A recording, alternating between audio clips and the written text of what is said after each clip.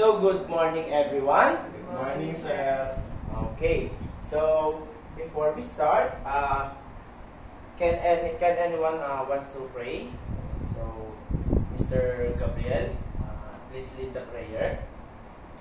So let's pray. Lord God, namin ang dahilan sa lahat, Lord. Thank you po para sa araw na pinagkala sa amin, Panginoon. Paunahan niyo po kami, Panginoon, sa aming ginagawa at ikaw po ang maging sentro ng aming gawin. In this name, pray. Amen.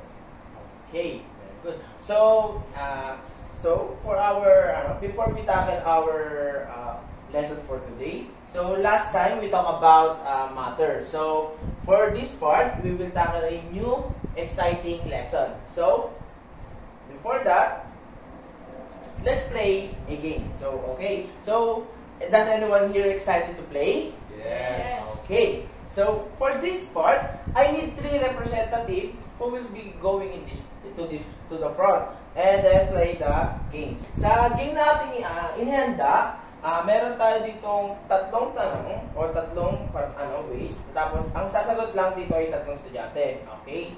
So sa laro na to, masusubukan dito yung kaalaman ninyo sa specific na bagay, lalo sa pagtungkol sa matter. So, sino ang mga gusto mag-represent?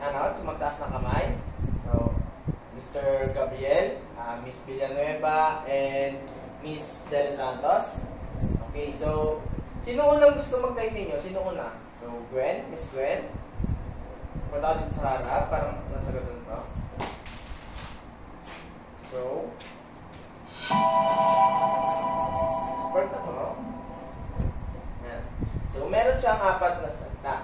So, ang gagawin mo lang, sabi dito, step by step, transition of solid to gas. So, ang gagawin mo lang, pagsusunod-sunodin mo lang siya mula sa umpisa, pinakaunang part, hanggang sa mapunta siya sa pinaka-result. So, ang gagawin mo lang is, itatap mo lang. For example, itatap mo to, and then to. Tapos magkakapalit na sila. So, you can try. So, okay. So, pwede mong i-check kung if tama yung nagsasagot.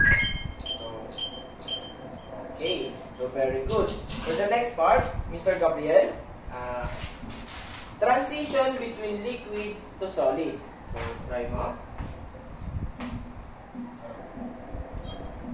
Pwede mong i-check. Siguro kung medyo na So, may isa ka pa lang tama. May 3 ka pa. Medyo nagkaagulo-gulo pa.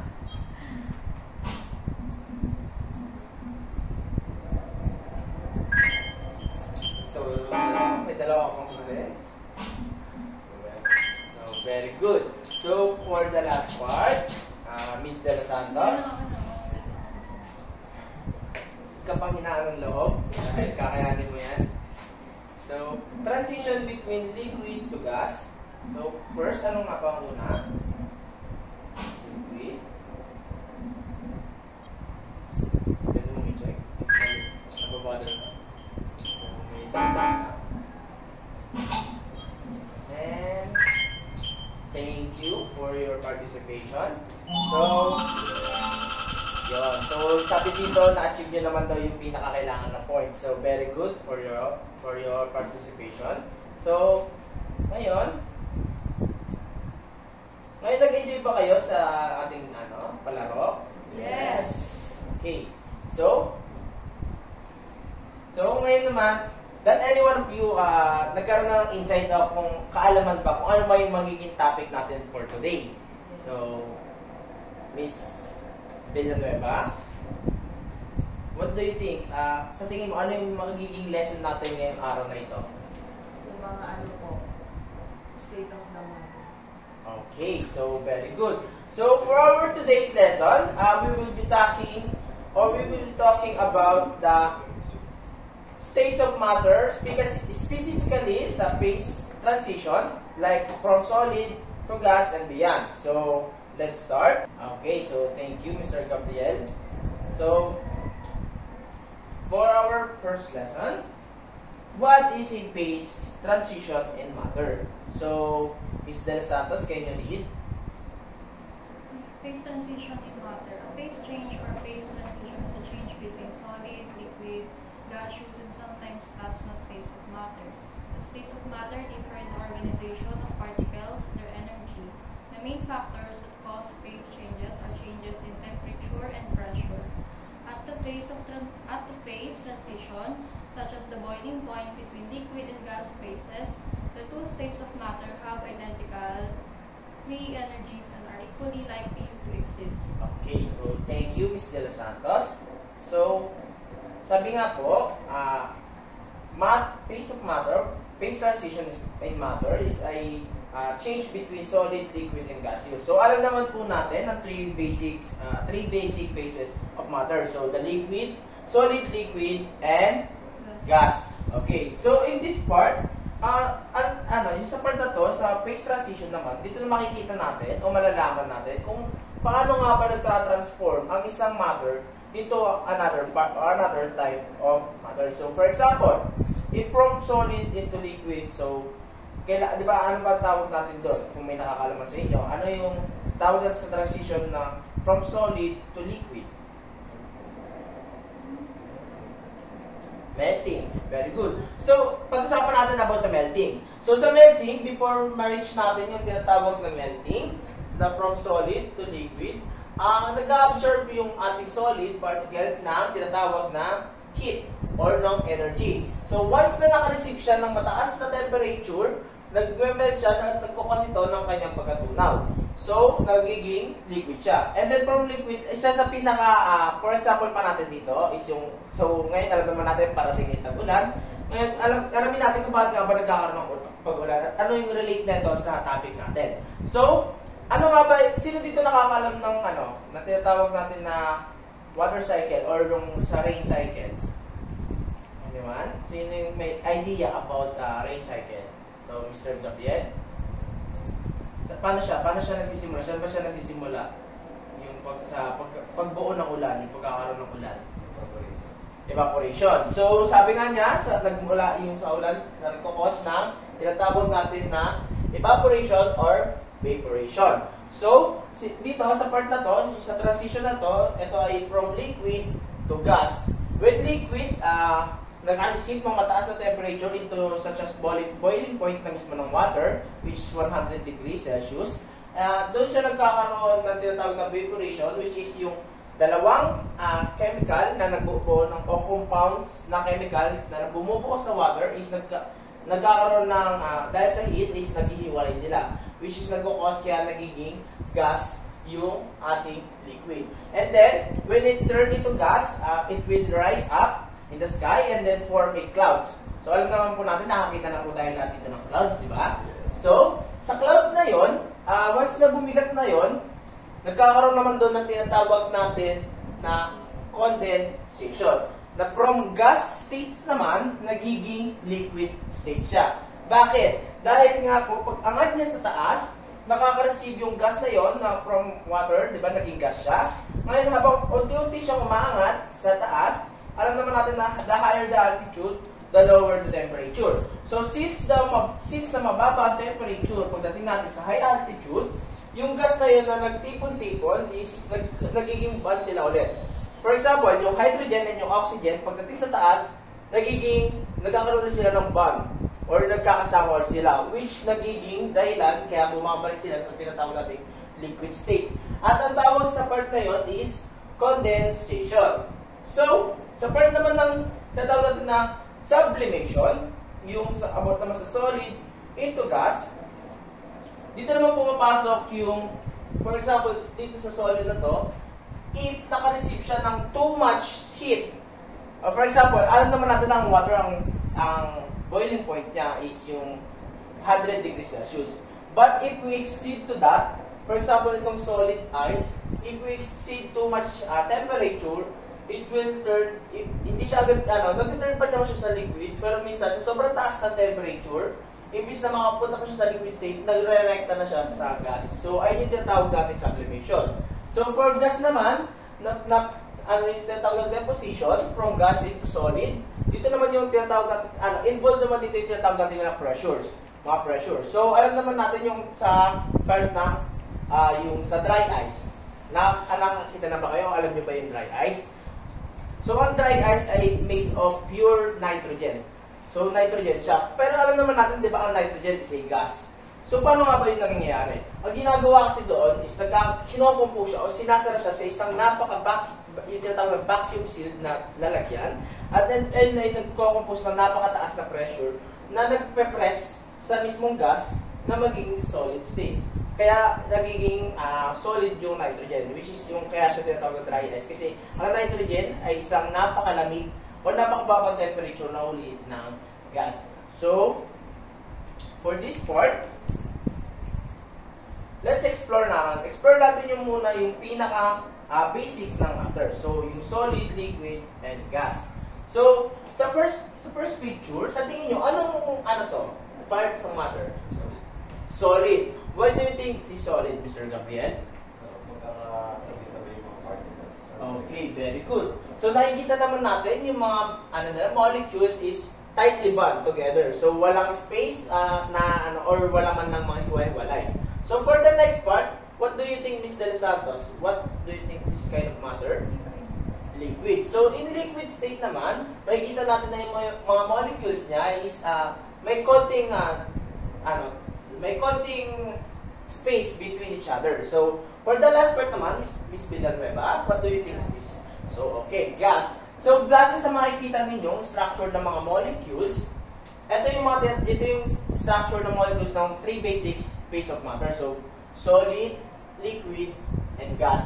So, sa pagkakaroon natin ng phase transition, dito natin makikita yung kung paano nga ba, mas makikita ninyo kung paano nangyayari sa mga molecule kada nagkakaroon ng phase transition. So, let me introduce to you to our friend, the PET simulation. So, dito makikita natin yung tinatawag na states of matter.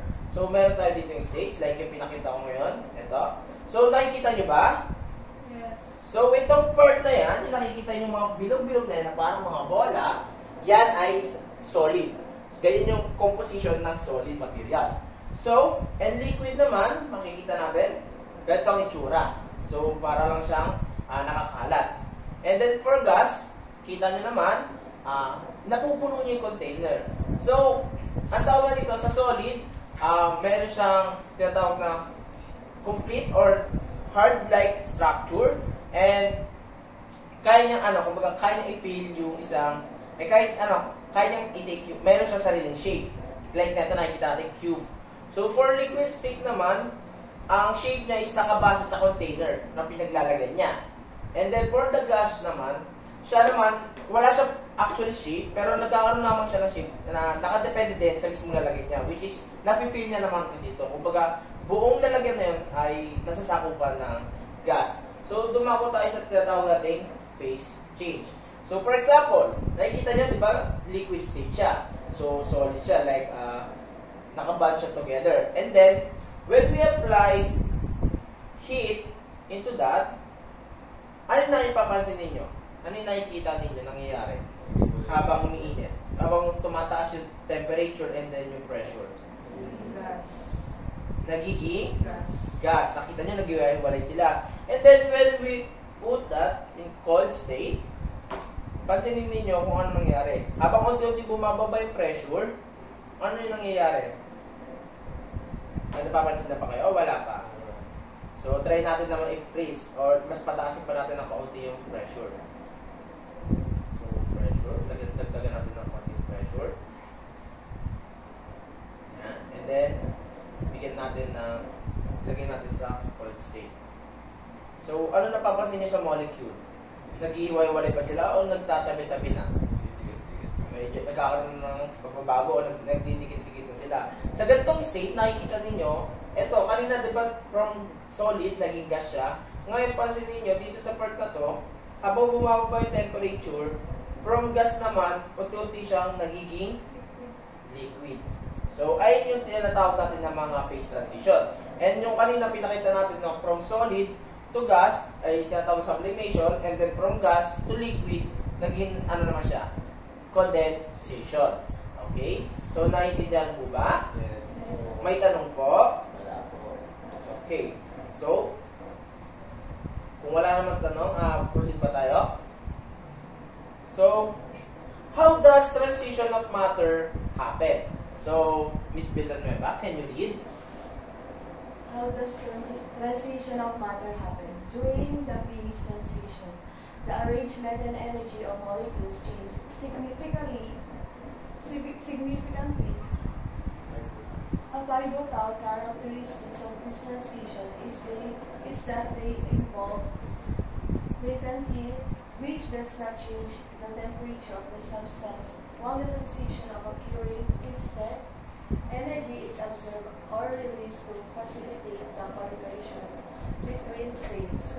Such energy alterations are central to understanding how materials behave under varying conditions. Okay, thank you for that wonderful reading.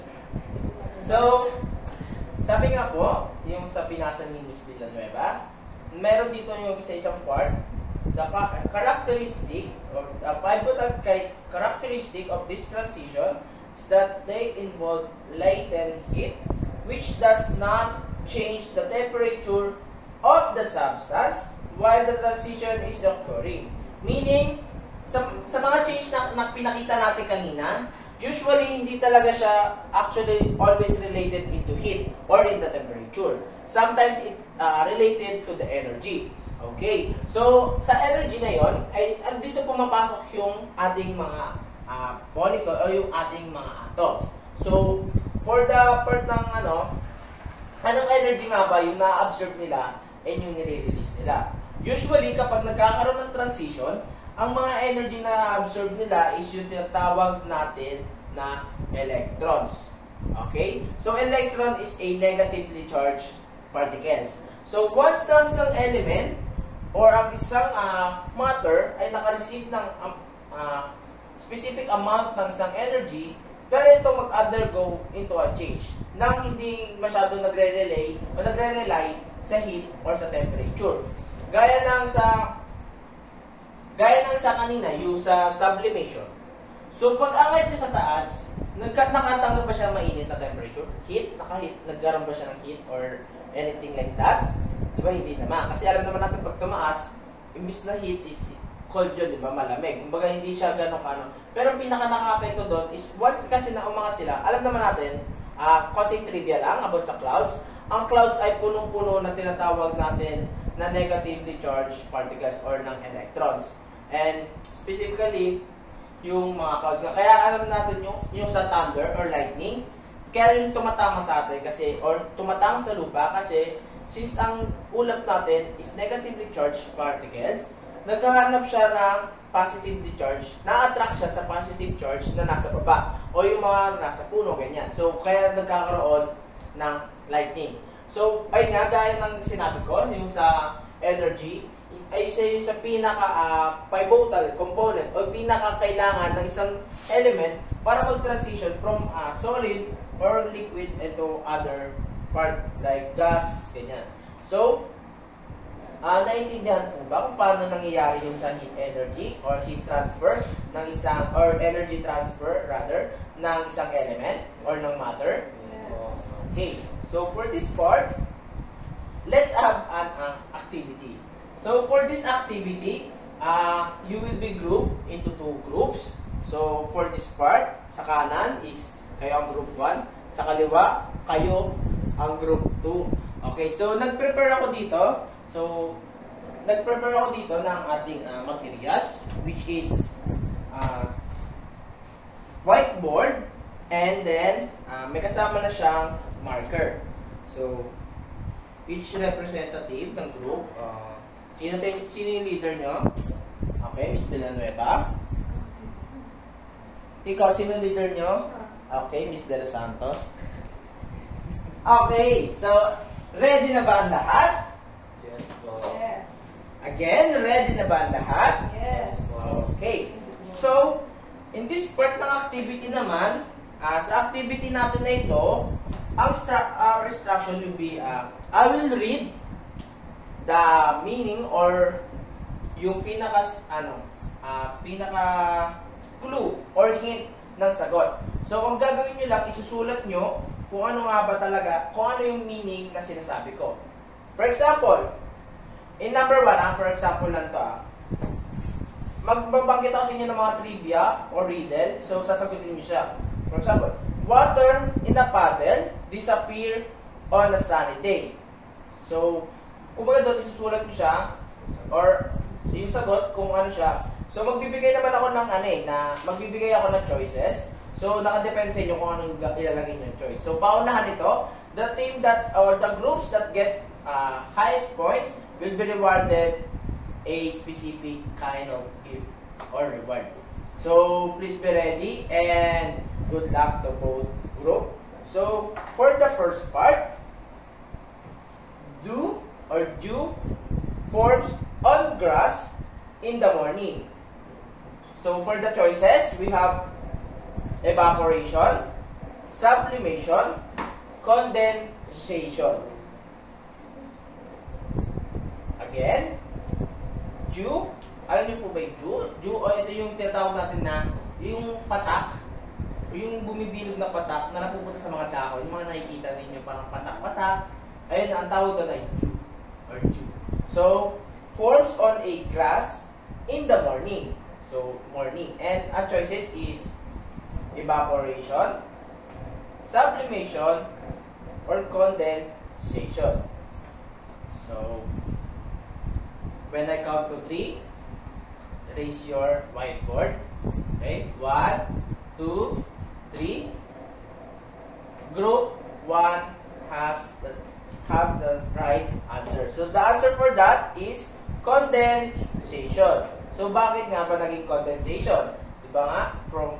Dahil morning, meaning sa morning na is malamig, and then nagkikreate yun ng fog or ng moist na tinatawag. So, once na napuputi yung moist na yun sa mga grass na minsan pag nakita mo ito yung umaga, parang basa yung damo kahit hindi naman umulan or yung mga alaman. So, yun ay part ng condensation. So, for the next part, group 2, galingan ninyo dahil nakataya dito ang kinabukasan nyo. Okay? So, for the next part, ice cube melt in a glass of soda. Ice cubes melt in a glass of soda. For the answer, or for the choices, evaporation, condensation, melting. So, evaporation, condensation, melting. Okay? Ready? Are you ready? Okay. At the count of 3. 1, 2, 3. Okay. The both groups get the correct answer. The answer for that is melting. So, sa melting naman, alam naman natin yung part ng melting na from solid into liquid state. When an ice receive a specific type of energy or heat, nagkakaroon siya ng tinatawag na melting or nagta-transition siya from solid into liquid. Okay? So, the both team has get the right answer. So, group 1 has 2 points and group 2 have 1. So, for the third question or for the third riddle, steam from a boiling kettle condenses on a cold window. So, steam or usok from a boiling kettle sa pinakuluan condenses on a cold window. So, for the choices, freezing, condensation, melting. Again, freezing, condensation, melting. Are you guys ready? Yes. Okay, at the count of 3. 1, 2, 3. Okay, very good. So, again, the both groups has the correct answer. So, ang nangyari doon, yung from the boiling kettle, condense on a cold window. So, alam naman natin pag mainit, di ba? For example, dito sa glass. Kapag mainit, yung isang bagay, for example, ngayon pinakuluan, kapag tumama yung usok niyan, o yung usok ay tumatama sa glass, napapansin nyo para siya nagkakaroon ng moist or tubig-tubig. Ayun ay sa part na tinatawag din natin ng condensation. So, ano siya, from liquid to gas and from gas to liquid. So, nag-transfer siya dahil nga yung sa na-receive niya energy. So, for the next question, water freezes in an ice cube tray. Water freezes in an ice cube tray.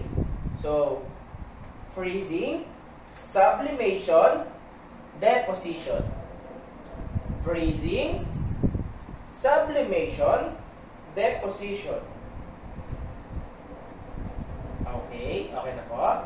So, 1, 2, 3. Okay, so, again, parehas tama ulit ang dalawang grupo natin. So far, our group 1 has 3 points. 4 points rather, sorry. And from group 2 naman, meron na silang 3 points. Okay? So, sabi nga dito, use water freezes in an ice cube. So, bakit nga ba siya naging freezing? So, when the water or when a liquid reach its freezing point, which is, ano nga ba ang freezing point ng isang liquid or specifically itong water? 0 degree Celsius. So, when the water reach that kind of temperature, nag-undergo na sila sa tinatawag natin na freezing or freezing point.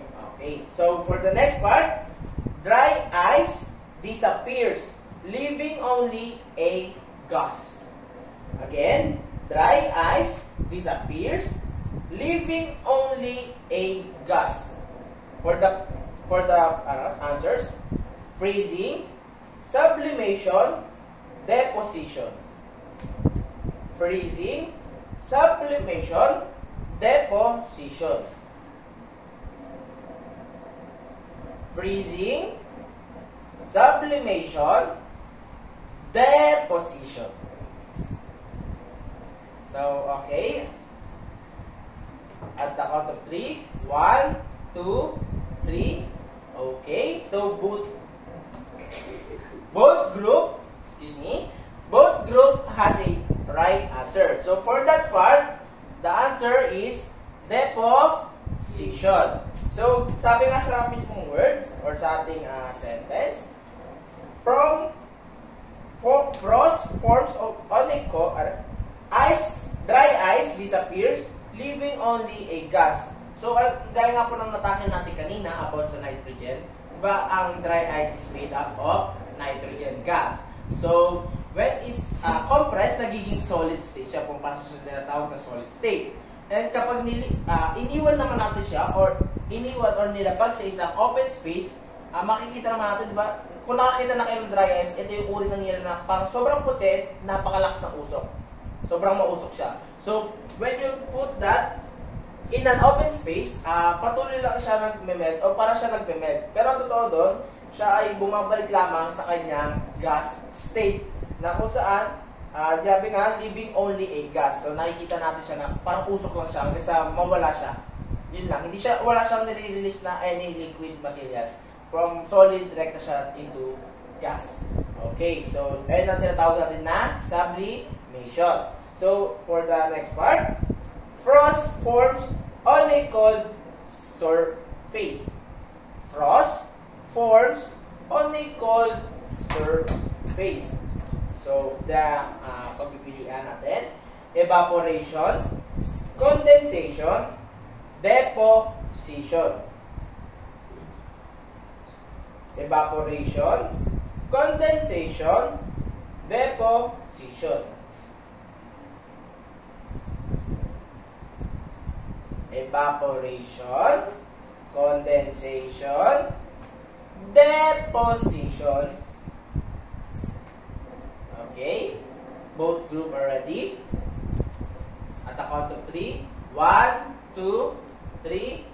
Okay, very good. So, tumama na naman ang dalawang grupo natin. Masyadong tigilan laban natin, ha? So far, the group 1 has a 6 points, right? So, at ang group 2 naman na merong 5 points. So, deposition siya dahil nagkakaroon daw ng tinatawag na nagpo-form ng cold sa isa, yung frost ay nagpo-form ng cold sa surface. So, dito naman, yung liquid state siya na nagpo-form into cold or naggagas. Para siyang from solid to into gas. Yun yung tinatawag natin deposition. So, for the last part, this question equivalent to 2 points. Okay, so galingan specifically so sa group 2, galingan ninyo para makahabol kayo. So dito naman for our last question, molten metal solidifies when cooled. Molten metals solidifies when cooled. So, melting, sublimation, freezing. Melting, sublimation, freezing. Okay? At the count of 3, please raise your whiteboard. 1, 2, 3. Okay, so both groups ay nakakuha ng tamang sagot. So, for this part, let's congratulate Group 1 because sila ang nakakuha ng pinakamataas na points. So, sila ay meron na-accumulate na 8 points. So, better luck next time sa Group 2. Pero ginalingan nyo pa rin naman. So, meron silang 7 points. So, okay. So, everyone, naintindihan nyo po ba kung ano yung essence ng ating activity? Yes. So, nagkaroon pa ba kayo ng dagdag kaalaman or deeper knowledge about the phase transitions of matter? Yes. Yes. Okay. So, for that, let's have a short review for our sa napag-aralan natin. Tsaka sa tinakil natin sa ating activity. So, for this part, state of matter. So, makikita nga natin dito kung paano nga ba nagta-transform ang isang element or isang matter into other matter. So, for example, nga, gaya ng sa solid, ano ang tawag sa transition from solid to liquid? Melting. Okay. So, from liquid to gas, what? Condensation. Evaporation. Very good. Evaporation. So, from gas into liquid, what do you call that? Condensation. Condensation. And then from solid to gas, Sublimation. sublimation. Okay, very good. So, I think every one of you understand the lesson. Okay, so, hello? Hi, hello? Hi. Okay, so, naiintindihan po ba natin yung ating state of matter and yung tinatawag natin na phase transitions of matters? Yes. Okay, so for that, I think you are ready for some exciting quiz. Okay, so for this part, I've been gumawa ko ng 10 questions for our quiz. So in this part, so before that, itakil natin ang ating quiz. Meron ako sa inyo ipapanood muna na isang short clip or short video about how state of matter nangyayari nga ba talaga? Paano nangyayari? So, welcome to Moo Math and Science. In this video, I'd like to talk about the different phases of matter. Matter normally exists as either a solid, a liquid, or a gas. We call this property of matter the phases of matter. The 3 normal phases of matter have unique characteristics. A solid holds its shape and has a fixed volume. A liquid takes the shape of the container and has a fixed volume. A gas takes the shape of the container but has the volume of the container. Matter can also change from one phase to another when heat or pressure are applied. When matter moves from one phase to another, this is considered a physical change. This triangle summarizes how matter can move from one phase to another. The plus and minus signs indicate if heat is added or subtracted. Let's first go over the changes that require heat. Melting is when you move from a solid to a liquid. This ice is a solid, but as heat is what do you call this kind of transformation? Melting. Melting. Okay. applied, it is slowly becoming a liquid. Evaporation is when you move from a liquid to a gas. So, from liquid to gas, Evaporation. Evaporation. As this water is heated, it is being converted to a gas. Sublimation is when a solid goes directly to a gas. Okay, from solid directed to gas, sublimation. And skips the liquid phase. Underneath this smoke is a solid bar of dry ice. So guys, ito yung pinakita nito na mausok. Ayun yung dry ice na tinatawag. So, and made siya sa nitrogen. Next changes result when heat is removed. Freezing is when you go from a liquid to a solid. Okay, from solid, This snow from at liquid one to solid. time was a liquid, but as it cooled and became cold, it became a solid. Condensation is when you go from a gas to a liquid. When water vapor in the air hits a cold glass, it will slowly become a liquid. And finally, deposition is when you go from a gas to a solid. For example, this person is scraping ice on his windshield. The water vapor in the air went from a gas in the air to a solid on the glass. So I hope that helps with your understanding of the different phases of matter.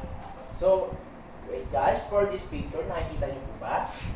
So, ito yung pinapakita din dito sa gilid. Makikita ninyo yung mga signs, like negative and positive signs. Ayun yung mga energy na nare-release and na-absorb ng matter bago sila kaya sila nag-undergo ng changes. So, naintindihan po ba? Naintindihan po ba ng lahat? Okay. So, dumako na tayo sa ating quiz. So, for our quiz, 10 items. So, ito yung ready ko na at pinrint ang ating quiz. So, you will be given 5 minutes to answer this. So, kindly pass it and over it to the next person. Okay? So, okay. Are you ready, guys? Yes. Yes. Are you ready? Yes. Okay, so let the timer begin.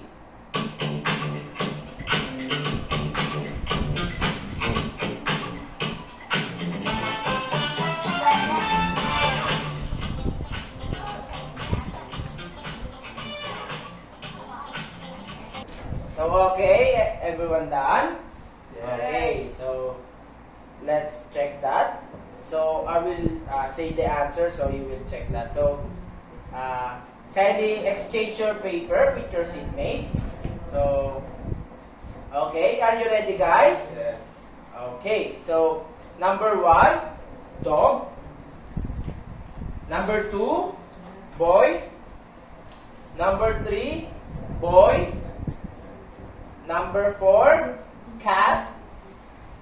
Number 5, dog. Number 6, apple. Number 7, apple. Number 8 and 9, dog. And for number 10, cat. Okay? So, count the number correct. So, who got 10? Okay, very good. 9. Okay. 8. Okay, so for our passing score is 8. So, nakita ko naman, lahat naman is nakapasa and that means lahat kayo is naintindihan ng ating lesson. So, for that, let's conclude our lesson for today. Goodbye, class. Goodbye, Sir Young. Okay.